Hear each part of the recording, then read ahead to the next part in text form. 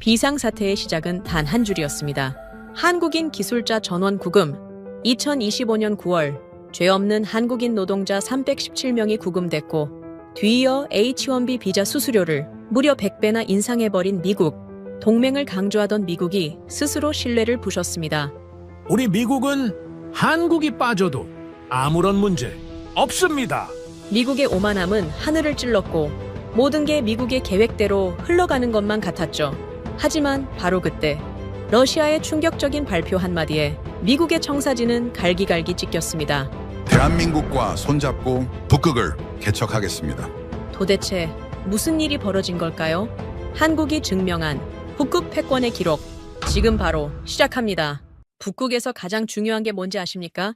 군함이 아닙니다. 핵잠수함도 아니에요. 바로 쇠빙선이죠. 그리고 미국은 그걸 3척밖에 갖고 있지 않았습니다. 저는 리처드 헤일리 국방부 전략평가국에서 23년을 일해왔어요. 항공모함 전력부터 미사일 방어망까지 숫자로 전쟁을 읽는 게 제 일이었죠. 웬만한 건 다 봐왔다고 자부했습니다. 냉전의 마지막도, 중동의 모래바람도, 중국의 부상도 전부 제 손을 거쳐갔어요. 보고서 한 장이 정책을 바꾸고 예산을 움직이고 때로는 전쟁의 방향까지 틀었죠. 그런 제가 2025년 9월 회의실에서 멈춰 섰습니다. 스크린에 슬라이드 한 장이 떠 있었어요. 러시아가 한국 극지 기술진과 비공식 접촉을 시도했다는 첩보였죠. 미국을 건너뛰고요. 회의실이 술렁였습니다. 의자가 삐걱거리는 소리, 서류 넘기는 소리가 동시에 들렸어요. 하지만 저는 웃었습니다. 한국이라고요? 북극에서? 솔직히 말씀드리면 저는 한국을 잘 압니다. 아니, 안다고 생각했죠. 90년대 후반 주한미군 연락장교로 2년을 보냈어요. 서울 용산기지에서 한국군과 합동훈련을 조율하는 게 임무였습니다. 그때 본 한국은 빠르긴 했어요. 건물이 올라가는 속도, 도로가 뚫리는 속도, 사람들이 움직이는 속도까지 전부 빨랐습니다. 밤새 공사하고 주말에도 일하고 회의는 항상 급했죠. 하지만 그게 다였어요. 기술은 대부분 미국 것이었습니다. 전투기도, 미사일 체계도, 통신 장비도 전부 우리가 넘겨준 거였죠. 한국은 그걸 조립하고 운용하는 역할이었어요. 나쁘게 말하려는 게 아닙니다. 그냥 그게 제가 본 현실이었어요. 그래서 저는 그날 회의실에서 고개를 저었습니다. 러시아가 아무리 급해도 한국한테까지 손을 내밀었다고? 말이 안 됐어요. 북극은 그런 곳이 아닙니다. 영하 50도까지 떨어지는 극한의 바다예요. 해빙 두께가 2m를 넘고 여름에도 얼음이 녹지 않는 구간이 있죠. 바닷물이 선체에 닿는 순간 얼어붙고 갑판 위장비는 며칠 만에 동파됩니다. 거기서 배를 띄우려면 그냥 조선 기술로는 안 돼요. 극지 전용 설계가 필요합니다. 미국도 그걸 못하고 있었어요. 쇠빙선 3척 중 실제로 작전 투입이 가능한 건 2척뿐이었습니다. 나머지 한 척은 정비 중이었죠. 그런데 한국이 그 기술을 갖고 있다고요? 저는 옆에 앉은 에밀리 카터를 봤습니다.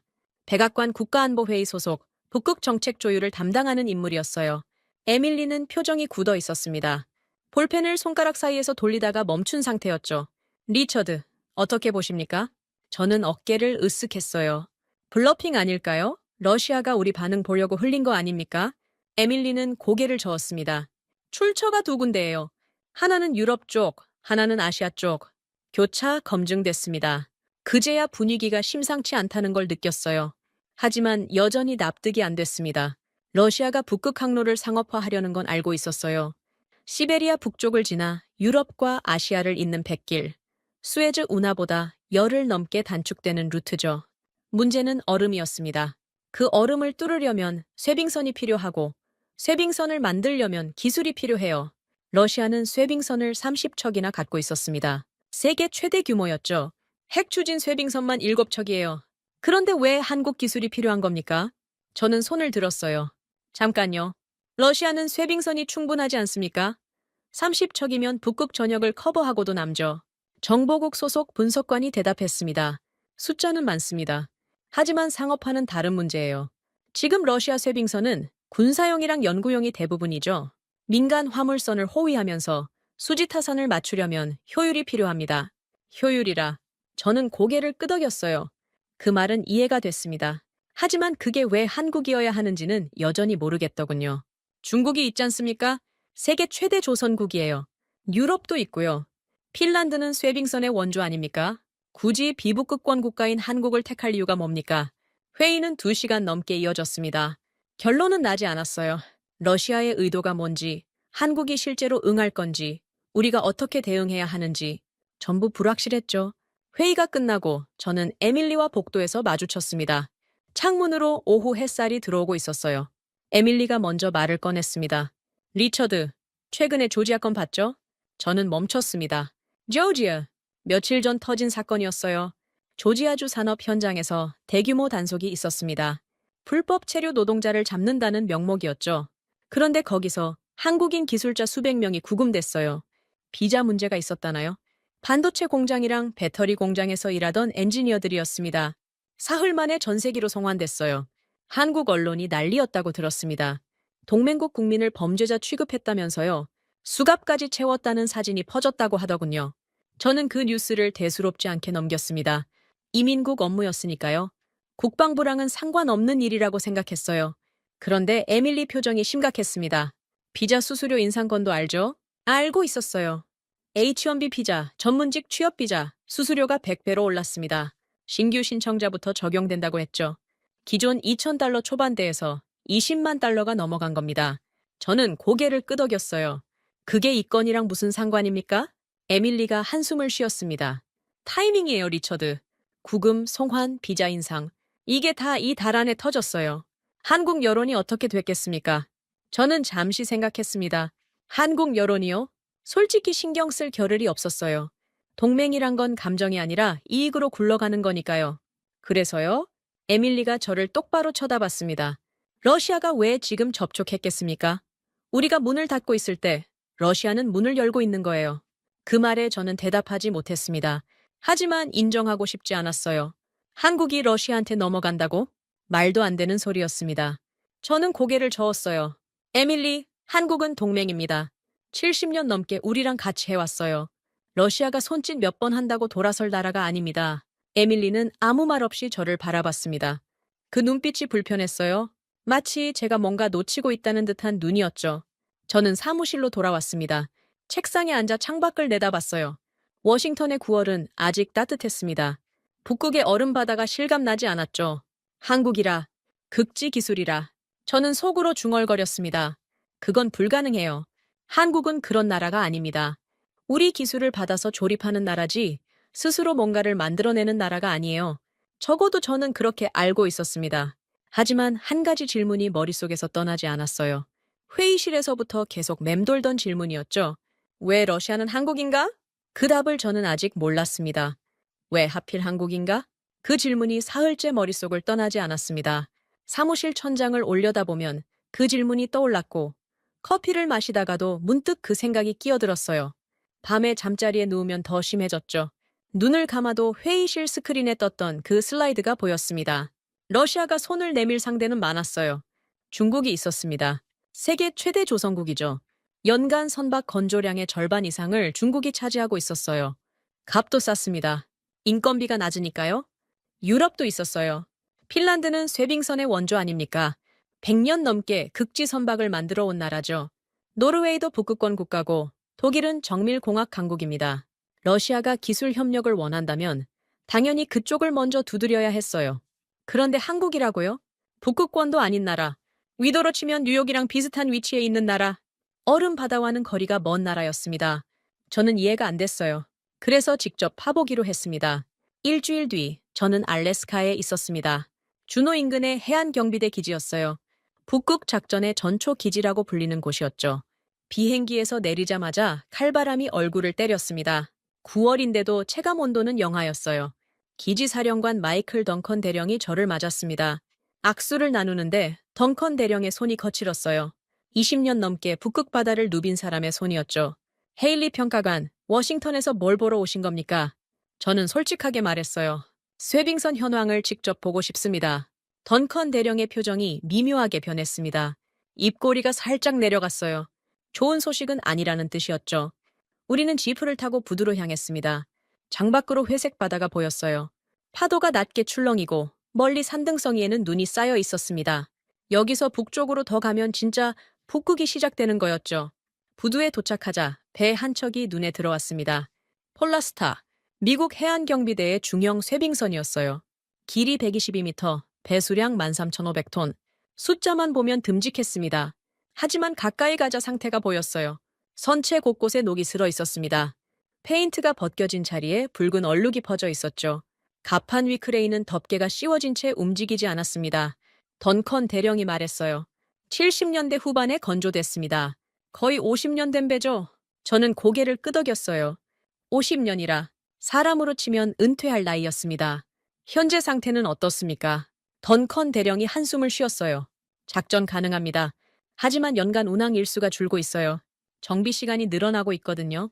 부품 수급도 문제죠. 일부 부품은 더 이상 생산되지 않아서 직접 깎아 만들어야 합니다. 저는 선체를 바라봤습니다.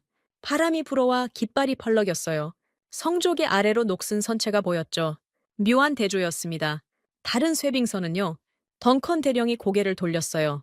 힐리가 있습니다. 연구용 쇄빙선이죠. 폴라스타보다 상태가 좋아요. 하지만 연구 임무가 우선이라 작전 투입에 제한이 있습니다. 그러면 실제로 북극 작전에 쓸 수 있는 건요? 던컨 대령이 저를 똑바로 쳐다봤습니다. 솔직히 말씀드릴까요, 평가관? 저는 고개를 끄덕였어요. 폴라스타 한 척입니다. 힐리는 연구 일정이 꽉 차 있고 폴라시는 지금 정비 중이에요. 언제 끝날지 모릅니다. 한 척. 저는 그 말을 곱씹었습니다. 세계 최강 대국이라는 미국이 북극에서 당장 쓸 수 있는 쇄빙선이 한 척이라고요. 던컨 대령이 말을 이었어요. 러시아는 30척입니다. 핵 추진 쇄빙선만 7척이죠. 1년 내내 운항할 수 있어요. 우리는 여름에만 겨우 올라갔다 내려옵니다. 바람이 더 세게 불었습니다. 파도가 부두를 때리는 소리가 들렸어요. 저는 주머니에 손을 넣었습니다. 손끝이 시렸거든요. 신규 건조 계획은 없습니까? 던컨 대령이 고개를 저었어요. 예산은 통과됐습니다. 하지만 건조할 조선소가 없어요. 저는 멈췄습니다. 조선소가 없다고요? 무슨 말씀이십니까? 던컨 대령이 바다를 바라보며 말했습니다. 미국에서 대형 선박을 건조할 수 있는 조선소가 몇 개나 되는 줄 아십니까? 군용 함정은 그나마 낫습니다. 해군 물량이 있으니까요. 하지만 쇄빙선은 달라요. 수요가 없었으니 기술도, 인력도, 시설도 다 사라졌습니다. 저는 아무 말도 할 수 없었어요. 숫자로 전쟁을 이긴다고 자부했던 제가 이 숫자를 몰랐던 겁니다. 쇄빙선 3척, 실전 가동 1척, 신규 건조 능력 없음. 이게 미국의 현실이었습니다. 저는 던컨 대령에게 물었어요. 그러면 왜 러시아는 한국에 손을 내밀었다고 생각하십니까? 던컨 대령이 잠시 생각했습니다. 그리고 천천히 입을 열었어요. 저는 바다 사람입니다. 정치는 몰라요. 하지만 한 가지는 압니다. 뭡니까? 러시아가 바보는 아니라는 거죠. 우리한테 없는 걸 한국이 갖고 있으니까 접촉한 거 아니겠습니까? 그 말이 가슴에 박혔습니다. 우리한테 없는 것. 그게 뭔지 아직 몰랐어요. 하지만 답을 찾아야 한다는 건 확실했죠. 저녁에 기지 숙소로 돌아왔습니다. 좁은 방에 침대 하나, 책상 하나가 전부였어요. 창문 밖으로 어둠이 내려앉고 있었습니다. 알래스카의 밤은 빨리 찾아왔죠. 저는 노트북을 열었습니다. 한국 조선 산업에 대한 자료를 찾기 시작했어요. 이름은 들어봤습니다. 현대, 삼성, 대우. 세계 최대 조선사들이 한국 회사라는 건 알고 있었죠. 하지만 그게 극지 기술과 무슨 상관인지는 몰랐습니다. 자료를 읽으면서 저는 점점 불안해졌어요. 한국은 액화 천연가스 운반선 시장의 70%를 장악하고 있었습니다. 영하 163도의 극저온을 견디는 특수 탱크 기술이 필요한 배였죠. 북극에서 채굴한 가스를 실어 나르는 배도 한국에서 만들었더군요. 그중 하나가 야말 프로젝트였습니다. 러시아 북극권 야말 반도에 천연가스를 운반하는 쉐빙 LNG 운반선. 영하 50도에서 운항하고 두꺼운 얼음을 스스로 깨면서 전진하는 바에 그 배를 한국이 만들었더군요. 저는 화면을 멍하니 바라봤습니다. 야말 프로젝트라 러시아 북극 개발의 핵심이었어요. 그 프로젝트의 배를 한국이 만들었다고요? 왜 이걸 몰랐을까? 저는 23년간 뭘 본 거지? 손이 떨렸습니다. 추위 때문이 아니었어요. 뭔가 큰 걸 놓치고 있었다는 자각 때문이었죠. 저는 의자에 등을 기댔습니다. 천장을 올려다봤어요. 알래스카 기지의 천장은 낮고 어두웠습니다. 왜 러시아는 한국인가? 그 질문의 답이 조금씩 보이기 시작했어요. 하지만 완전하지 않았습니다. 러시아가 한국을 택한 이유. 그 답은 러시아에 있는 게 아니었어요. 미국에 있었습니다. 우리가 잃어버린 것, 우리한테 없는 것, 그 공백을 한국이 채우고 있었던 거죠. 저는 노트북을 닫았습니다. 내일 워싱턴으로 돌아가야 했어요. 보고서를 써야 했습니다. 하지만 그 보고서에 뭘 써야 할지 막막했어요. 쇠빙선이 부족하다? 그건 이미 다 아는 얘기였죠. 문제는 그 다음이었습니다. 우리가 잃어버린 게 단순히 배가 아니라는 것, 기술이고 인력이고 시간이라는 것, 그걸 어떻게 설명해야 할지 몰랐습니다. 창밖으로 바람소리가 들렸어요. 북극의 바람이었습니다. 그 바람은 이미 한국을 향해 불고 있었죠. 저만 몰랐던 겁니다. 워싱턴으로 돌아온 다음 날, 저는 국방부 지하 회의실에 앉아 있었습니다. 형광등 불빛이 차갑게 내려앉았어요. 테이블 위에는 기밀 문서 3부가 놓여 있었죠. 표지에 찍힌 빨간 도장이 눈에 들어왔습니다. 대회비, 심장이 조금 빨라졌어요. 회의 참석자는 8명이었습니다. 국방부, 해군, 해안경비대, 국가안보회의, 각 부처에서 북극 문제를 담당하는 실무진이었죠. 에밀리 카터도 와 있었어요. 저와 눈이 마주쳤지만 아무 말 없이 고개만 끄덕였습니다. 회의를 주재한 건 해군 군수사령부의 제임스 콜린스 소장이었어요. 백발의 주름진 얼굴, 하지만 눈빛은 날카로웠습니다. 35년간 해군에서 잔뼈가 굵은 사람이었죠. 콜린스 소장이 입을 열었어요. 오늘 회의 목적은 단순합니다. 미국의 쇠빙선 건조 능력을 재평가하는 겁니다. 테이블 위에 문서를 펼쳤습니다. 첫 페이지부터 숫자가 쏟아졌어요. 현역 쇠빙선 3척, 평균 설령 42년, 연간 정비 소요 비용 2억 달러, 신규 건조 진행 상황, 제로. 그 단어가 눈에 박혔습니다. 콜린스 소장이 말을 이었어요. 솔직히 말씀드리겠습니다. 우리는 쇠빙선을 만들 수 없습니다. 회의실이 조용해졌어요. 누군가 기침을 했습니다. 저는 문서를 내려다봤죠. 정확히는 만들 능력을 잃었습니다. 콜린스 소장이 스크린을 켰어요. 미국 전역의 조선소 지도가 떠올랐습니다. 동부해안, 서부해안, 멕시코만 점들이 찍혀 있었죠. 하지만 대부분 회색이었어요. 회색은 폐쇄되었거나 축소된 조선소입니다. 파란색이 현재 가동 중인 곳이죠.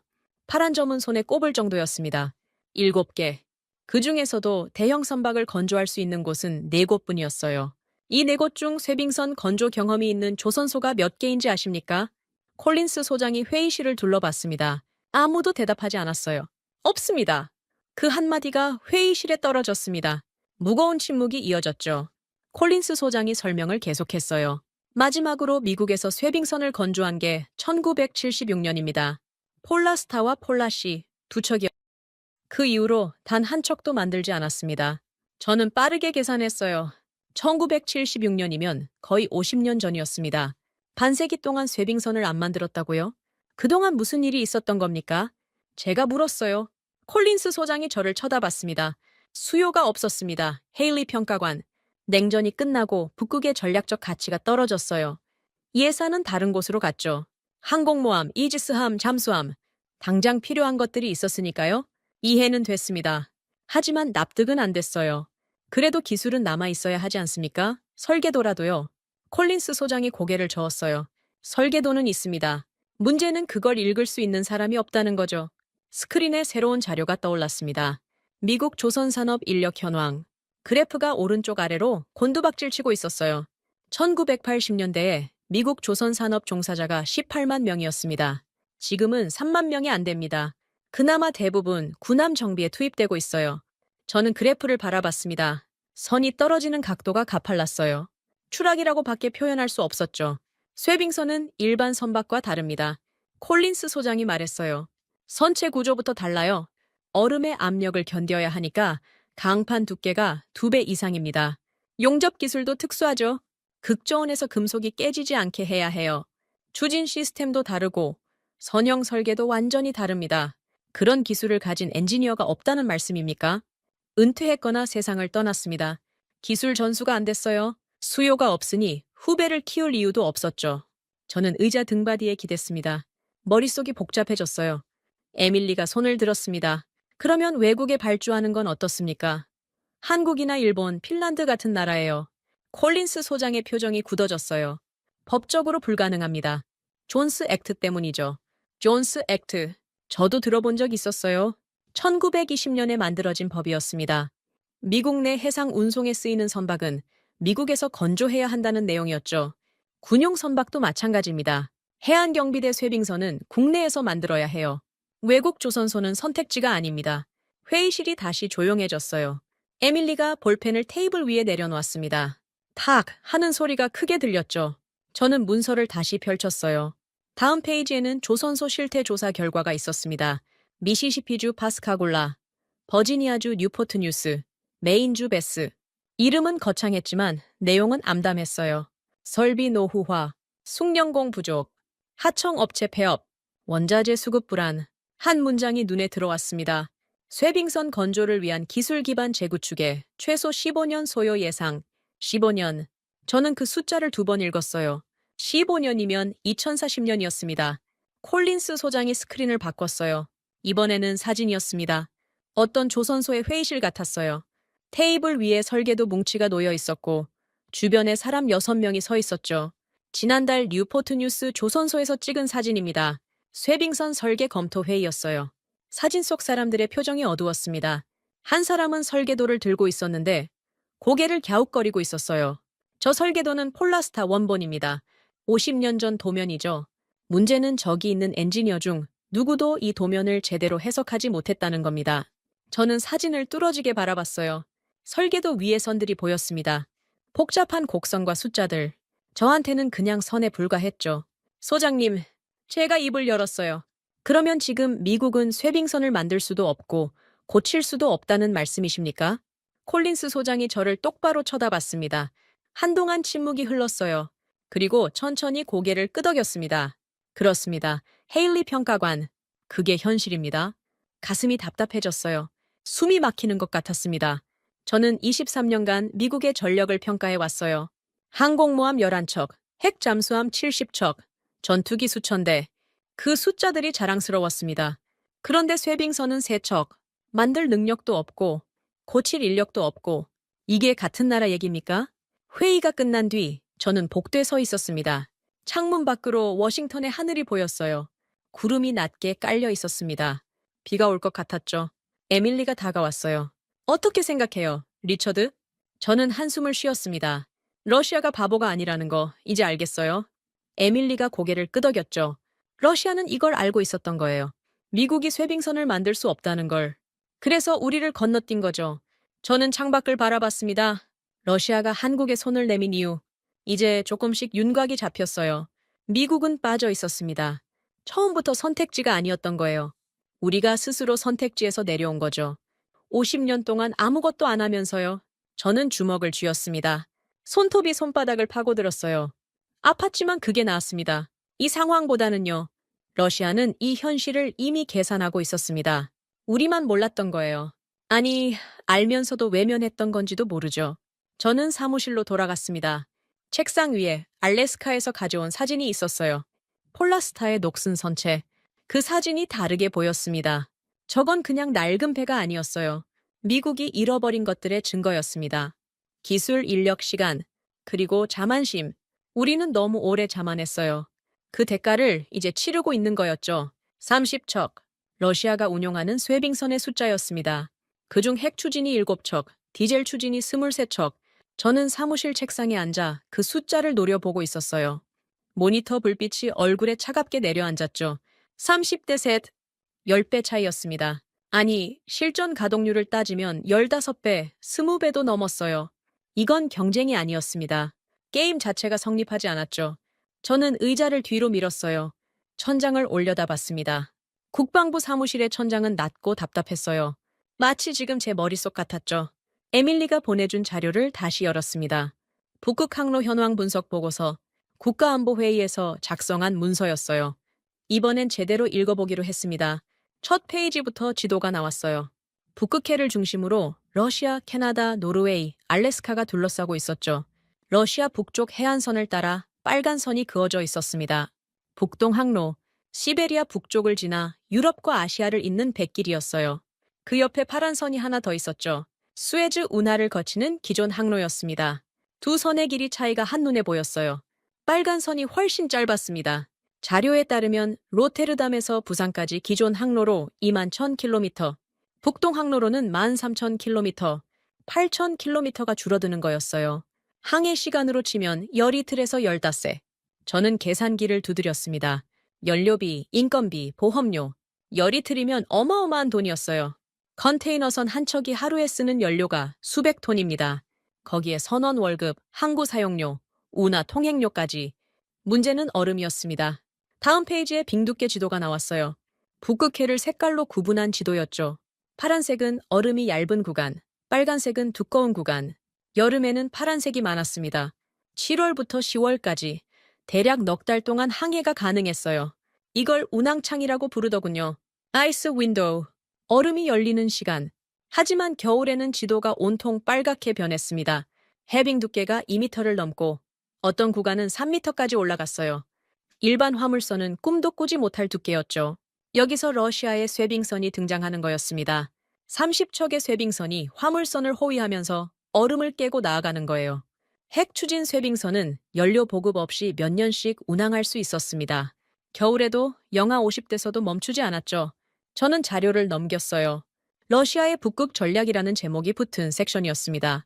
러시아는 북극 항로를 국가 핵심 사업으로 지정했습니다. 2030년까지 연간 화물 운송량 8천만 톤 목표, 현재의 5배가 넘는 양이었어요. 항구시설 확충, 쇠빙선 추가 건조, 위성통신망 구축, 전방위로 투자하고 있었죠. 문제는 한 가지였습니다. 효율. 러시아 쇠빙선은 얼음을 깨는 데는 탁월했어요. 하지만 상업 운항에는 다른 게 필요했습니다. 연료 효율, 화물 적재 최적화, 정밀 항해 시스템. 군사용으로 만든 배와 돈을 벌어야 하는 배는 달랐죠. 여기서 한국이 들어오는 거였습니다. 저는 다음 페이지를 넘겼어요. 한국 극지 기술 현황. 에밀리가 빨간 펜으로 밑줄을 그어놓은 부분이 있었습니다. 한국은 야말 프로젝트에 쇠빙 LNG 운반선 15척을 공급했습니다. 세계 최초의 아크7 등급 쇠빙 상선이었어요. 아크7, 해빙 두께 2.1m를 독자 운항할 수 있는 등급이었죠. 독자 운항이라는 게 중요했습니다. 쇠빙선 호위 없이 스스로 얼음을 깨면서 갈 수 있다는 뜻이었어요. 그만큼 운항 비용이 줄어들죠. 호위 비용, 대기시간, 일정 조율. 전부 필요 없어지는 거였습니다. 저는 의자에서 일어났어요. 창문 앞으로 갔습니다. 워싱턴의 오후 햇살이 눈부셨어요. 하지만 머릿속은 어두웠습니다. 미국은 쇠빙선이 없었습니다. 만들 능력도 없었죠. 러시아는 쇠빙선이 있었지만 효율이 부족했어요. 한국은 그 효율을 갖고 있었습니다. 퍼즐이 맞춰지고 있었어요. 러시아가 한국에 손을 내민 이유, 이제 선명하게 보였습니다. 저는 책상으로 돌아왔어요. 자료의 마지막 페이지를 펼쳤습니다. 전략적 함이라는 제목 아래 몇 줄이 적혀 있었죠. 북극 항로가 상업화되면 세계 물류 판도가 바뀝니다. 수에즈 운하의 지위가 흔들려요. 미국이 중동에서 쌓아온 영향력도 약해지죠. 새로운 항로는 새로운 권력을 만듭니다. 그런데 그 항로를 여는 열쇠를 러시아와 한국이 쥐고 있다? 미국은 그 문 앞에 서 있지도 못한다? 저는 손으로 이마를 짚었어요. 두통이 밀려왔습니다. 그때 전화가 울렸어요. 에밀리였습니다. 리처드, 자료 봤어요? 지금 다 읽었습니다. 전화기 너머로 에밀리의 한숨이 들렸어요. 어떻게 생각해요? 저는 잠시 말을 고르다가 입을 열었습니다. 우리가 빠진 게 아니에요. 처음부터 판에 없었던 거죠. 에밀리가 침묵했어요. 몇 초가 지났습니다. 리처드, 내일 브리핑이 있어요. 백악관에서 북극 전략 관련해서 부처 합동 회의를 소집했습니다. 당신도 참석해야 해요. 저는 고개를 끄덕였어요. 전화기 너머라 보이지 않았겠지만요. 준비해 가겠습니다. 전화를 끊고 저는 다시 자료를 봤어요. 빙두께 지도가 눈에 들어왔습니다. 파란색과 빨간색이 뒤섞인 북극해. 그 위를 러시아 쇠빙선들이 누비고 있었죠. 저는 펜을 들었어요. 메모지에 뭔가를 적기 시작했습니다. 미국의 선택지. 첫째, 쇠빙선 건조. 하지만 15년 걸림. 둘째, 동맹국 협력. 하지만 기술을 가진 동맹이 누구인가. 셋째, 방관. 북극에서 연구대장. 어느 것도 좋은 선택지가 아니었어요. 시간이 없었습니다. 러시아는 이미 움직이고 있었고 한국과 접촉까지 했죠. 우리가 뭘 하든 늦은 거였어요. 저는 펜을 내려놓았습니다. 창밖을 다시 바라봤어요? 해가 기울고 있었습니다. 그림자가 길어지고 있었죠. 한 문장이 머릿속에 떠올랐어요. 오늘 읽은 자료 어딘가에 있던 말이었습니다. 북극은 배가 아니라 보험과 표준이 지배한다. 처음에는 무슨 뜻인지 몰랐어요. 배가 중요한 거 아닙니까? 쇠빙선이 없으면 얼음을 못 뚫잖아요. 하지만 생각할수록 그 말이 맞았습니다. 배는 도구예요. 얼음을 깨는 도구죠. 문제는 그 다음이었습니다. 그 배가 안전한지 누가 인증하는가? 사고가 나면 누가 보상하는가? 어떤 규격으로 항로를 운영하는가? 보험사, 인증기관, 국제기구. 그들이 정하는 기준이 북극의 룰이 되는 거였어요. 그 룰을 쥐는 자가 북극을 지배하는 거죠. 러시아는 배를 갖고 있었습니다. 한국은 기술을 갖고 있었어요. 두 나라가 손을 잡으면 배도, 기술도, 그리고 룰을 만들 자격까지 갖추는 거였죠. 미국은요? 우리는 뭘 갖고 있습니까? 저는 자리에서 일어났어요. 코트를 집어들었습니다. 퇴근 시간이 한참 지났더군요. 사무실에 저 혼자뿐이었어요. 복도를 걸으면서 생각했습니다. 내일 브리핑에서 뭘 말해야 할까? 우리가 얼마나 뒤처져 있는지? 아니면 아직 기회가 있다고 말해야 할까? 출구를 나서자 밤 공기가 얼굴을 때렸어요. 워싱턴의 9월 밤은 서늘했습니다. 가로등 불빛이 길게 늘어져 있었죠. 저는 걸으면서 중얼거렸어요. 참여 못하면 영구 탈락이다. 그게 지금 미국의 위치였습니다. 문 앞에 서 있는 것도 아니었어요. 문이 어디 있는지도 모르는 상태였죠. 집에 도착해서도 잠이 오지 않았습니다. 천장을 바라보며 그 문장을 되뇌었어요. 북극은 배가 아니라 보험과 표준이 지배한다. 그리고 깨달았죠. 우리는 배도 없고 기술도 없고 룰을 만들 자격도 없었습니다. 이대로 가면 북극이라는 새판에서 완전히 밀려나는 거였어요. 영구 탈락. 그 단어가 어둠 속에서 맴돌았습니다. 영하 35도. 모니터 화면 구석에 뜬 온도계가 그렇게 표시하고 있었습니다. 저는 백악관 상황실 의자에 앉아 그 숫자를 노려봤어요. 35도 아래. 사람이 버틸 수 있는 온도가 아니었죠. 화면에는 북극해가 펼쳐져 있었습니다. 하늘과 바다의 경계가 없었어요. 온통 흰색이었죠. 얼음과 눈과 안개가 뒤섞인 세계. 거기서 배 한 척이 움직이고 있었습니다. 위성 중계 영상이었어요. 러시아가 제공한 영상을 우리 정보국이 입수한 거였죠. 화질이 선명하지는 않았지만 배의 윤곽은 뚜렷하게 보였습니다. 선체가 얼음을 밀어붙이고 있었어요. 쿵 하는 소리가 들릴 것 같았습니다. 물론 영상에는 소리가 없었지만요. 얼음이 갈라지면서 흰 조각들이 양옆으로 밀려났죠. 배는 멈추지 않았어요. 천천히 하지만 확실하게 전진하고 있었습니다. 에밀리가 옆에서 속삭였어요. 해빙 두께 1.6m입니다. 원래 이 구간은 불가 판정이 나왔던 곳이에요. 불가 판정. 저는 그 말을 곱씹었습니다. 1.6m면 성인 남자 키만 한 두께였어요. 그걸 배가 깨면서 지나가고 있었죠. 저 배가 한국에서 만든 겁니까? 제가 물었어요. 에밀리가 고개를 끄덕였습니다. 선체 설계는 한국팀이 주도했습니다. 특히 내빙 선형이라고 하던데 얼음을 깨는 게 아니라 밀어내는 구조래요. 충격을 줄이면서 추진력을 유지하는 방식이죠. 화면 속 배가 방향을 틀었어요. 얼음 위에 검은 물길이 생겼습니다. 배가 지나간 자리였죠. 마치 칼로 두부를 가른 것 같았어요. 그렇게 깔끔했습니다. 상황실에 있던 사람들이 조용히 화면을 지켜보고 있었어요. 국방장관, 국가안보보좌관, 해군참모총장, 쟁쟁한 얼굴들이었죠. 하지만 아무도 말이 없었습니다. 저도 말을 잃었어요. 눈앞에서 벌어지는 일이 믿기지 않았거든요. 영하 35도, 해빙 1.6m, 불가 판정 구간. 그 세 가지 조건을 배 한 척이 뚫고 있었습니다. 화면에 새로운 데이터가 떠올랐어요. 정보국 분석관이 설명을 시작했습니다. 현재 시범항해 사흘째입니다. 무르만스크에서 출발해 카라해를 거쳐 랍테프해까지 진입했습니다. 예상 항해 시간 대비 40% 단축된 속도로 이동 중이에요. 40%. 저는 그 숫자에 숨이 막혔습니다. 기존 쇄빙선 호위 방식으로는 이 구간을 통과하는데 열흘 이상 걸렸어요. 그런데 저 배는 엿새 만에 끝낼 기세였죠. 연료 소모율도 낮습니다. 기존 대비 20% 가까이 절감되고 있어요. 열관리 시스템 덕분인 것 같습니다. 열관리 시스템. 처음 듣는 용어였어요. 제가 물었습니다. 열관리 시스템이 뭡니까? 분석관이 잠시 자료를 넘겼어요. 극지에서는 연료 효율이 급격히 떨어집니다. 엔진이 과열되거나 반대로 연료가 얼어붙기도 하죠. 한국팀이 개발한 건 선체 전체의 온도를 통합 관리하는 시스템이에요. 엔진 열을 선체 보온에 재활용하고 갑판 결빙을 방지하면서 동시에 연료 점도를 최적화합니다. 복잡한 설명이었지만 핵심은 간단했어요. 추위를 이기는 기술, 그걸 한국이 갖고 있었던 겁니다. 화면 속 배가 다시 얼음과 부딪혔어요. 이번에는 좀 더 두꺼운 빙판이었습니다. 배가 살짝 흔들렸어요.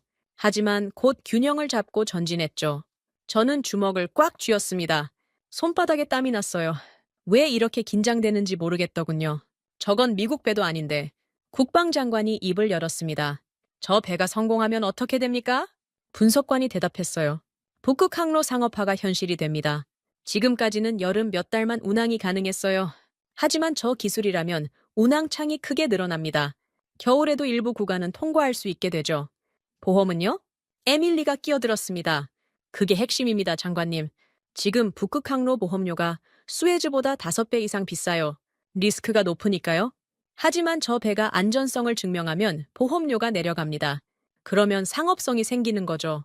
국방장관이 고개를 끄덕였어요. 얼굴이 굳어 있었습니다. 화면이 전환됐어요. 이번에는 배 내부 영상이었습니다.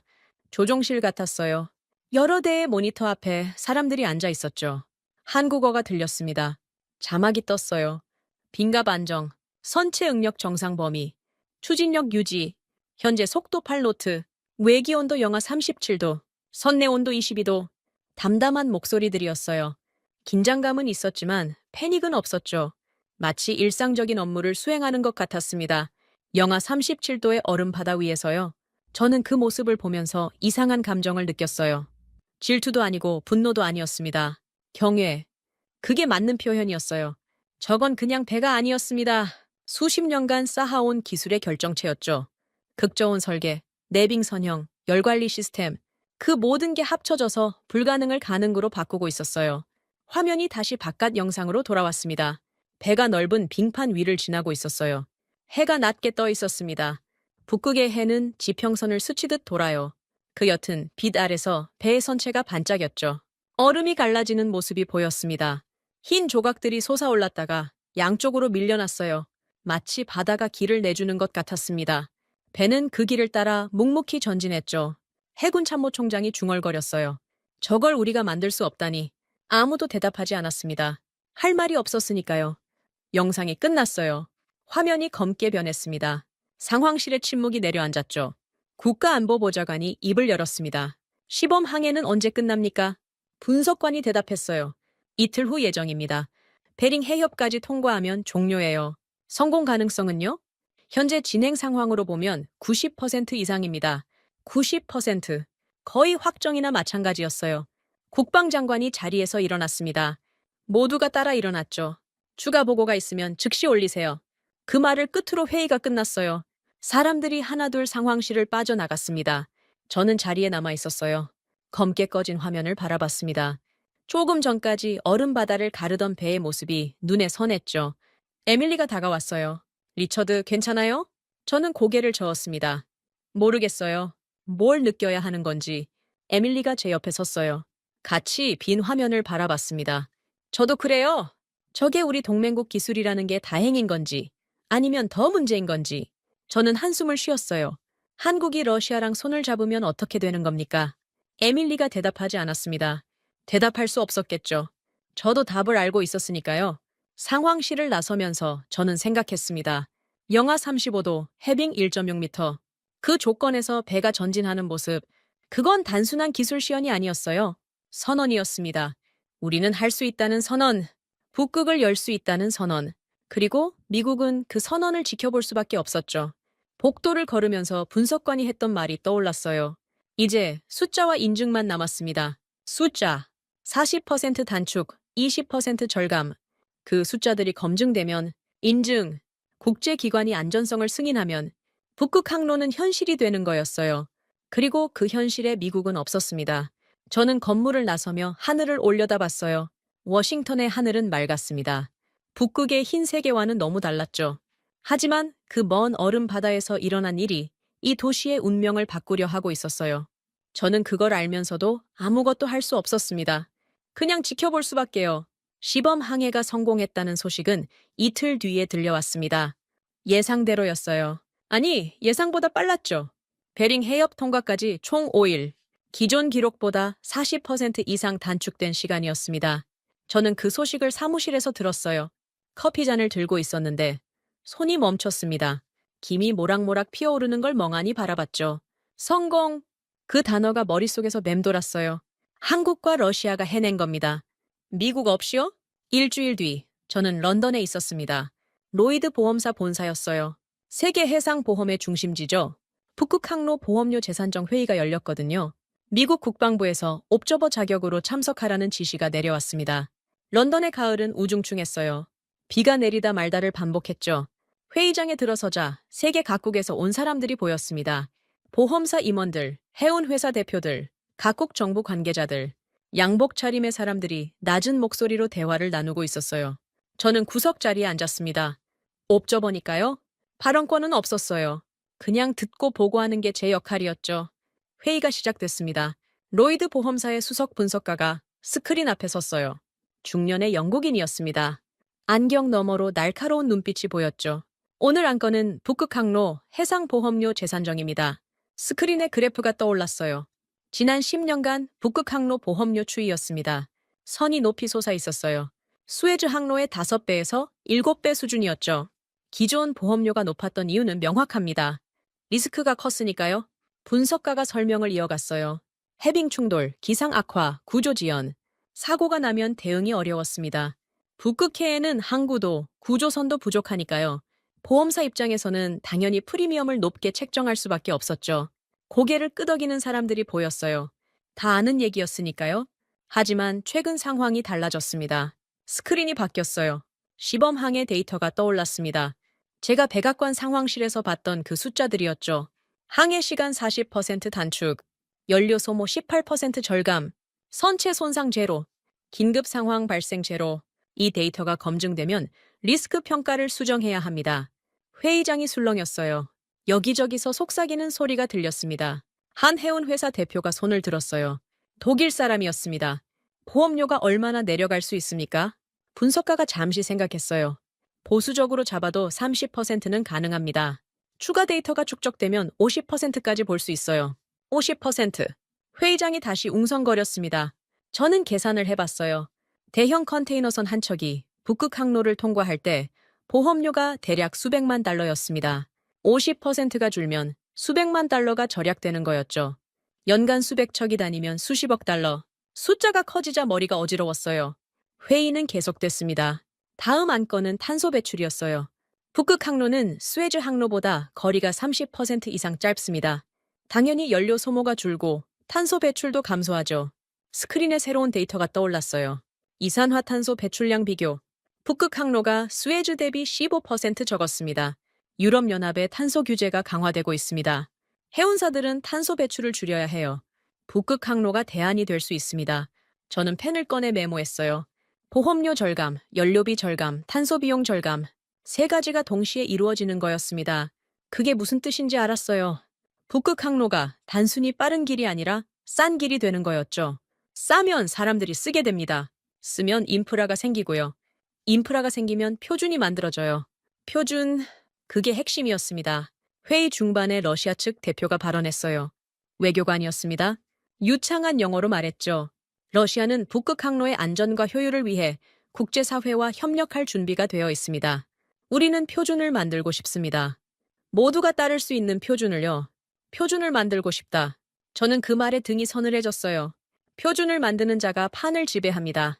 항로의 규격, 선박의 요건, 안전기준, 보험 조건, 그 모든 걸 정하는 자가 주도권을 쥐는 거죠. 미국은 그 표준 논의에 끼어들 자리가 없었어요. 쇄빙선도 없고 기술도 없으니까요. 우리는 그냥 앉아서 지켜보는 수밖에 없었습니다. 회의가 끝난 뒤 저는 로비에 서 있었어요. 창밖으로 런던 시내가 보였습니다. 빗줄기가 가늘게 내리고 있었죠. 한국 측 대표단이 지나갔어요.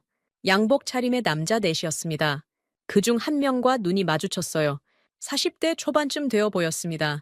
짧은 머리, 단정한 인상, 가볍게 고개를 숙이고 지나갔죠. 나중에 알았어요.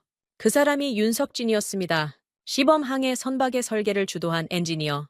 한국 극지 기술의 핵심 인물이었죠. 그때는 몰랐어요. 그냥 스쳐 지나가는 사람이라고 생각했습니다. 하지만 그 사람이 만든 기술이 지금 세계 해운의 판도를 바꾸려 하고 있었죠. 저는 호텔로 돌아왔습니다. 방에 들어서자마자 침대에 쓰러졌어요. 천장을 바라봤습니다. 체념, 그게 지금 제 감정이었어요. 분노도 아니었습니다. 슬픔도 아니었어요. 그냥 받아들이는 거였죠. 이미 늦었다는 걸. 미국이 북극에서 뒤처진 건 어저늘 일이 아니었습니다. 50년 동안 쌓인 거였어요. 쇄빙선을 안 만들고 기술자를 안 키우고 투자를 안 한 결과였죠. 그 사이 한국은 묵묵히 기술을 쌓았습니다. 러시아는 인프라를 구축했고요. 두 나라가 손을 잡자 길이 열린 거예요. 우리는 그 길 위에 없었습니다. 전화가 울렸어요. 에밀리였습니다. 리처드, 회의 어땠어요? 저는 한숨을 쉬었어요. 끝났어요? 뭐가요? 우리가 끼어들 틈이요. 표준이 만들어지고 있어요. 러시아랑 한국이 주도하고 있죠. 우리는 그냥 지켜보고 있었습니다. 전화기 너머로 에밀리의 침묵이 느껴졌어요. 그래도 방법이 있지 않을까요? 저는 창밖을 바라봤습니다. 빗줄기가 유리창을 타고 흘러내리고 있었어요. 방법이요? 무슨 방법이요? 우리한테 배가 없어요. 기술도 없고 표준 논의에 낄 자격이 없는 거예요. 말하면서 제 목소리가 떨리는 게 느껴졌습니다. 분노인지 좌절인지 모르겠더군요. 리처드, 에밀리가 조용히 말했어요. 다음 주에 국제 브리핑이 있어요. 북극 이사회에서 안전 가이드 관련 발표가 있을 거래요. 거기 참석해야 해요.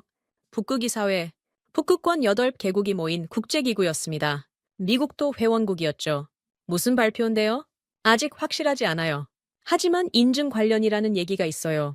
시범 항해 결과를 바탕으로 뭔가 움직이는 것 같아요. 인증. 그 단어가 귀에 박혔습니다. 시범 항해가 성공했고, 데이터가 나왔고, 보험료가 조정되기 시작했어요. 다음 단계는 공식 인증이었죠. 국제기구가 안전성을 승인하면 북극 항로는 진짜 상업 항로가 되는 거였습니다. 알겠어요. 참석하죠. 전화를 끊고 저는 침대에 누웠습니다. 눈을 감았어요. 오늘 회의에서 들은 숫자들이 머릿속을 맴돌았습니다. 항해 시간 열이틀에서 15세 단축, 보험료 30에서 50% 절감, 탄소 배출 15% 감소. 그 숫자들이 모이면 하나의 결론이 나왔어요. 북극 항로는 열린다. 그리고 미국은 그 항로 위에 없다. 저는 눈을 떴습니다. 호텔 천장이 보였어요. 낯선 천장이었죠. 구조적 탈락. 그 단어가 떠올랐어요. 누가 했던 말인지 기억나지 않았습니다. 하지만 정확한 표현이었죠. 우리는 구조적으로 탈락한 거였어요. 배가 없어서가 아니었습니다. 기술이 없어서가 아니었어요. 50년 동안 아무것도 안 했기 때문이었죠. 그 대가를 지금 치르고 있는 거였습니다. 창밖에서 빗소리가 들렸어요. 런던의 비는 밤새 그치지 않았습니다. 노르웨이 트롬소에 북위 69도, 북극권 안쪽에 자리한 도시였습니다. 공항에서 내리자 칼바람이 뺨을 때렸어요. 9월 말인데도 기온은 0에 가까웠죠. 북극이사회 임시회의가 이곳에서 열렸습니다. 북극권 8개국 대표단이 모였어요. 미국, 러시아, 캐나다, 노르웨이, 덴마크, 스웨덴, 핀란드, 아이슬란드. 거기에 옵서버 국가들까지. 회의장은 사람들로 가득 찼습니다. 저는 미국 대표단 뒷줄에 앉았어요. 국방부 옵저버 자격이었죠. 발언권은 없었습니다. 그냥 듣고, 보고, 기록하는 역할이었어요. 회의장 앞쪽에 대형 스크린이 설치되어 있었습니다. 북극이사회 로고가 떠 있었죠. 북극곰 그림과 8개국 국기가 원형으로 배치된 디자인이었어요. 회의가 시작됐습니다. 의장국인 노르웨이 대표가 개회사를 했어요. 간단한 인사말 뒤에 본론으로 들어갔죠.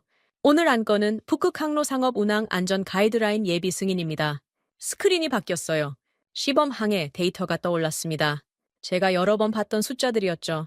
항해 시간 40% 단축, 연료 소모 18% 절감, 선체 손상 제로, 긴급 상황 발생 제로. 러시아 대표가 발언했습니다. 이번 시범 항해는 성공적이었습니다. 데이터가 증명하고 있죠. 북극 항로 상업화는 더 이상 미래의 이야기가 아닙니다. 현재의 현실입니다. 회의장이 조용히 술렁였어요. 여기저기서 고개를 끄덕이는 모습이 보였습니다. 그때 미국 대표가 손을 들었어요. 국무부 북극 담당 차관보 마크 설리번이었습니다. 50대 후반, 백발의 날카로운 인상이었죠. 의장, 발언해도 되겠습니까? 의장이 고개를 끄덕였어요. 설리번 차관보가 일어섰습니다. 미국은 이 데이터에 의문을 제기합니다. 회의장이 순간 조용해졌어요. 저는 등이 뻣뻣해지는 걸 느꼈습니다. 설리번 차관보가 말을 이었어요. 단 한 번의 시범 항해로 상업 운항 안전성을 판단하기는 이릅니다. 표본이 너무 적어요. 계절 변수도 고려해야 합니다. 9월은 비교적 운항 조건이 좋은 시기 아닙니까? 겨울 데이터는 어디 있습니까? 일리 있는 지적이었어요. 저도 그렇게 생각했습니다. 한 번의 성공으로 모든 걸 판단하기는 어려웠죠. 하지만 러시아 대표가 바로 대응했어요. 미국 대표의 우려는 이해합니다. 하지만 우리는 이번 시범 항해만 얘기하는 게 아닙니다. 스크린이 바뀌었어요. 새로운 데이터가 떠올랐습니다. 지난 5년간 야말 프로젝트 운항 데이터입니다.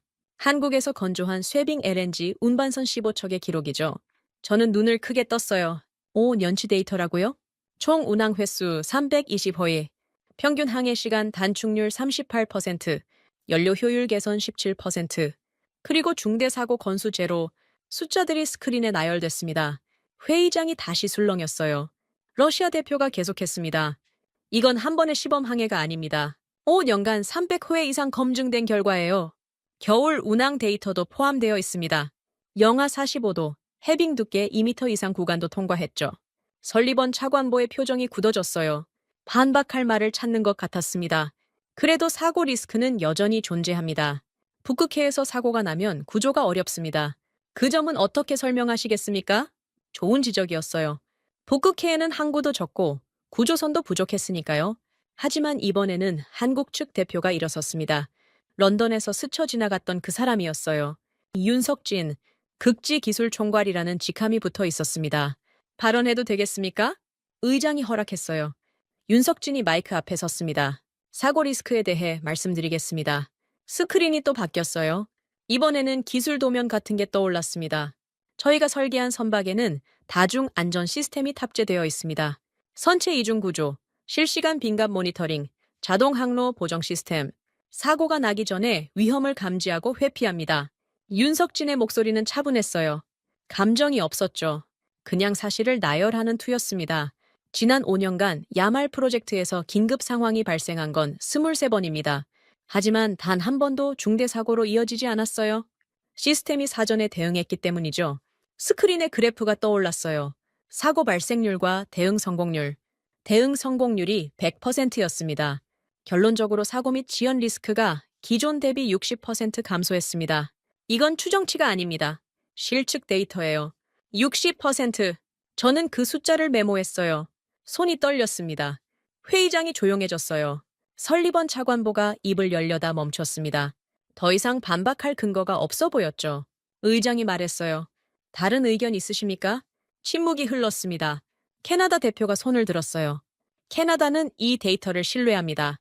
예비 승인에 찬성합니다. 노르웨이 대표가 뒤를 이었죠. 노르웨이도 찬성입니다. 핀란드, 덴마크, 아이슬란드 하나씩 찬성 의사를 밝혔어요. 스웨덴도 찬성했습니다. 러시아는 당연히 찬성이었죠. 남은 건 미국이었어요. 의장이 설리번 차관보를 바라봤습니다. 미국의 입장은요? 설리번 차관보가 잠시 망설였어요. 옆에 앉은 보좌관과 뭔가 속삭였습니다. 그리고 천천히 입을 열었죠. 미국은 기권합니다. 기권. 반대도 아니고 찬성도 아닌 그냥 빠지겠다는 거였어요. 저는 가슴이 답답해졌습니다. 기권이라니. 그게 최선이었을까요? 의장이 고개를 끄덕였어요. 찬성 6, 기권 1. 북극 항로 상업 운항 안전 가이드라인 예비 승인이 통과되었습니다. 박수 소리가 터져 나왔어요. 러시아 대표단이 악수를 나눴습니다. 한국 측 대표단도 서로 고개를 끄덕였죠. 저는 박수를 치지 않았어요. 그냥 앉아서 스크린을 바라봤습니다. 예비 승인 통과. 그 문구가 눈에 박혔죠? 회의가 끝난 뒤 저는 로비로 나왔습니다. 창밖으로 트롬소의 항구가 보였어요. 차가운 바다 위에 배들이 정박해 있었죠. 그중에는 쇠빙선도 있었습니다. 러시아 국기가 휘날리고 있었어요. 설리번 차관보가 다가왔습니다. 표정이 어두웠어요. 헤일리 평가관. 차관보님, 설리번 차관보가 창밖을 바라봤어요. 어떻게 생각합니까? 저는 잠시 말을 고르다가 입을 열었습니다. 판정이 끝났습니다. 설리번 차관보가 고개를 끄덕였어요. 그렇죠. 끝났어요. 우리는 한동안 말없이 서 있었습니다. 창밖의 바다가 잔잔하게 출렁이고 있었어요. 저 바다 너머에 북극이 있었죠. 이제 그 북극으로 가는 길이 열린 거였습니다. 미국 없이요? 설리번 차관보가 한숨을 쉬었어요. 워싱턴에 뭐라고 보고해야 할지 모르겠군요. 저도 같은 심정이었습니다. 뭐라고 써야 할까요? 우리가 졌다고? 아니, 지기 전에 이미 게임에서 빠져 있었다고? 한국 대표단이 로비를 지나갔어요. 윤석진이 보였습니다. 이번에는 눈이 마주치지 않았어요. 그냥 지나갔죠. 저는 그 뒷모습을 바라봤습니다. 저 사람이 만든 기술이 오늘 승인을 받은 거였어요. 5년간의 데이터, 300회의 운항, 60%의 리스크 감소. 그 모든 게 저 사람의 손에서 나온 거였죠. 그리고 미국은 기권했습니다. 저는 주머니에서 메모지를 꺼냈어요. 오늘 적은 숫자들이 보였습니다. 40%, 18%, 60%, 세 개의 숫자. 그게 전부였어요. 하지만 그 숫자들이 북극의 판도를 바꿔놓은 거였죠. 데이터는 거짓말을 하지 않았습니다. 우리가 아무리 의문을 제기해도 숫자는 거기 있었어요. 검증되고 축적되고 증명된 숫자. 저는 메모지를 접어 주머니에 넣었습니다. 창밖의 바다를 다시 바라봤어요. 진수식이 곧 있다고 들었습니다. 한국에서 차세대 쇠빙선을 띄운다고요. 이번에는 시범이 아니라 실전용이라고 했어요. 판정은 끝났습니다. 이제 남은 건 결과를 지켜보는 것뿐이었죠. 저는 몸을 돌렸어요. 공항으로 가야 했습니다. 워싱턴으로 돌아가야 했죠. 트롬소에의 바람이 등 뒤에서 불어왔어요. 북극에서 불어오는 바람이었습니다. 차갑고 날카롭고 멈추지 않는 바람. 그 바람을 맞으며 저는 걸었어요. 울산 앞바다. 수온 섭씨 18도. 하늘은 맑았고 바람은 잔잔했습니다. 조선소 부두에는 수백 명의 사람들이 모여 있었어요. 기자들의 카메라 플래시가 쉴 새 없이 터졌죠. 저는 그 인파 속에 서 있었습니다. 미국 국방부 옵저버 자격으로 초청받은 거였어요. 양복 안주머니에는 메모장이 들어있었죠. 뭘 적어야 할지는 아직 몰랐습니다. 눈앞에 배 한 척이 있었어요. 거대했습니다. 길이 150m, 폭 30m, 높이는 5층 건물과 맞먹었죠. 선체가 햇빛을 받아 반짝였어요. 짙은 남색 도장 위에 흰 글씨가 새겨져 있었습니다. 극지호. 한글로 선명하게 쓰여 있었죠. 차세대 쇠빙선이었습니다. 시범 항해용이 아니라 상업 운항용. 실전에 투입될 배였어요. 진수식이 곧 시작될 예정이었습니다. 단상 위에 한국 정부 관계자들이 앉아 있었어요. 조선소 임원들도 보였죠. 그리고 윤석진이 있었습니다. 이번에는 단상 위였어요. 주빈석에 앉아 있었죠. 사회자가 마이크를 잡았습니다. 한국어로 말했지만 동시통역 이어폰이 영어로 바꿔줬어요. 오늘 우리는 역사적인 순간을 맞이합니다. 대한민국이 설계하고 건조한 차세대 극지 쇠빙선, 극지호의 진수식입니다. 박수가 터져 나왔어요. 저는 박수를 치지 않았습니다. 그냥 배를 바라봤죠. 단상에서 발표가 이어졌어요. 기술 총괄인 윤석진이 마이크 앞에 섰습니다. 극지호는 영하 50도 환경에서 운항할 수 있도록 설계되었습니다. 영하 50도. 저는 그 숫자를 메모했어요. 시범 항해 때는 영하 35도였습니다. 15도가 더 내려간 거였죠. 기존 쇠빙선은 영하 40도가 한계였습니다. 그 위에서는 연료 점도 문제, 선체 금속 피로, 가판 장비 동파 등이 발생하죠. 극지호는 이 문제들을 해결했습니다. 스크린에 기술 사양이 떠올랐어요. 극저온 대응 패키지라는 제목이 붙어 있었습니다. 첫째, 극저온 연료 시스템입니다. 연료 라인 전체에 가열 장치를 내장했어요. 영하 50도에서도 연료가 얼지 않습니다. 둘째, 내한 합금 선체입니다. 기존 강판보다 저온 취성에 강한 특수 합금을 사용했어요. 영하 60도까지 균열 없이 버팁니다. 셋째, 통합 열 관리 시스템입니다. 엔진 폐열을 선체 전체에 순환시켜 결빙을 방지하고 선내 온도를 유지합니다. 윤석진의 목소리는 여전히 담담했어요. 감정 없이 사실만 나열하는 투였죠. 하지만 그 사실들이 대단한 거였습니다. 저는 90년대 후반을 떠올렸어요. 용산기지에서 한국군과 합동훈련을 하던 시절. 그때 한국은 미국 기술을 받아서 조립하는 나라였습니다. 전투기도 미사일도 통신 장비도 전부 우리 것이었죠. 그런데 지금 눈앞에 있는 건 뭡니까? 미국이 만들 수 없는 배였어요. 우리가 꿈도 꾸지 못하는 기술이 저 안에 들어있었죠. 발표가 계속됐어요. 극지호는 지난주 국제해사기구로부터 극지 운항 적합 인증을 획득했습니다. 폴라코드 최상위 등급이에요. 이 인증을 받은 상업 쇠빙선은 극지호가 세계 최초입니다. 회장이 술렁였어요. 기자들이 바삐 메모를 했습니다. 카메라 플래시가 다시 터졌죠. 세계 최초. 저는 그 단어를 곱씹었어요. 한국이 세계 최초라고요? 북극과 가장 거리가 먼 나라 중 하나가? 쇠빙선 역사가 100년도 안 되는 나라가? 하지만 사실이었습니다. 눈앞에 증거가 있었으니까요. 발표가 끝나고 진수 순서가 시작됐어요. 샴페인 병이 선체에 부딪혀 깨졌습니다. 흰 거품이 튀었죠. 사람들이 환호했어요. 그리고 엔진 시동이 걸렸습니다. 처음에는 낮은 진동이었어요. 발밑에서 느껴지는 떨림. 그 다음 소리가 들렸습니다. 깊고 묵직한 엔진음. 마치 거대한 심장이 뛰기 시작하는 것 같았어요. 웅! 소리가 점점 커졌습니다. 선체 전체가 진동하는 게 느껴졌어요. 부두에 서 있는 저한테까지 그 떨림이 전해졌죠. 배가 살아났습니다. 거대한 금속 덩어리가 숨을 쉬기 시작한 거예요. 저는 멍하니 그 모습을 바라봤습니다. 가슴이 이상하게 뛰었어요. 분노도 아니고 질투도 아니었습니다. 뭐라고 해야 할까요? 인정. 그게 맞는 표현이었어요. 저는 인정해야 했습니다. 한국이 해낸 거라고. 우리가 못한 걸 저들이 해냈다고. 엔진음이 안정되었어요. 낮고 규칙적인 리듬으로 바뀌었죠. 배가 천천히 부두를 떠나기 시작했습니다. 밧줄이 풀리고 예인선이 선체를 밀었어요. 극지호가 바다로 나아갔습니다. 울산 앞바다의 잔잔한 물결 위로. 저 배는 곧 북극으로 갈 거였어요. 영하 50도의 얼음 바다로. 미국이 가지 못하는 곳으로. 저는 메모장을 꺼냈습니다. 뭔가를 적으려고 했어요.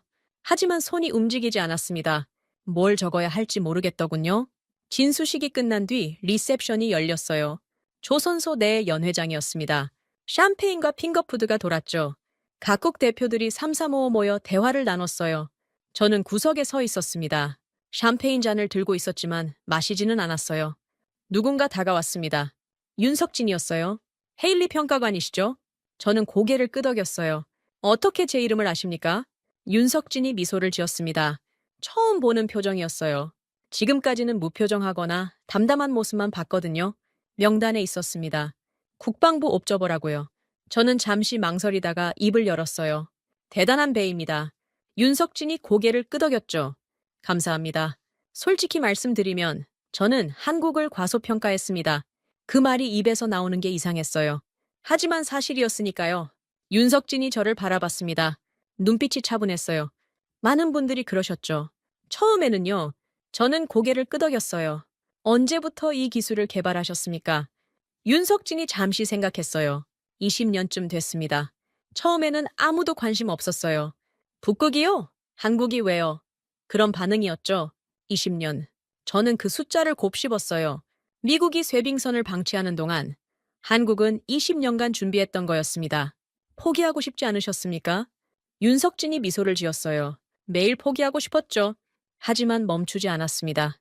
언젠가는 필요해질 거라고 믿었으니까요. 저는 아무 말도 하지 못했어요. 20년간의 믿음. 그게 오늘 이 자리를 만든 거였습니다. 윤석진이 손을 내밀었어요. 헤일리 평가관, 한 가지만 말씀드려도 될까요? 저는 그 손을 잡았습니다. 우리는 미국의 적이 아닙니다. 경쟁자도 아니에요. 그냥 우리 길을 간 거죠. 존중받고 싶었을 뿐이에요. 존중. 그 단어가 가슴에 박혔습니다. 앞으로 협력할 기회가 있으면 좋겠습니다. 북극은 넓으니까요. 혼자 가기엔 너무 추운 곳이죠. 윤석진이 손을 놓았어요. 가볍게 고개를 숙이고 돌아갔습니다. 저는 그 자리에 서서 창밖을 바라봤어요.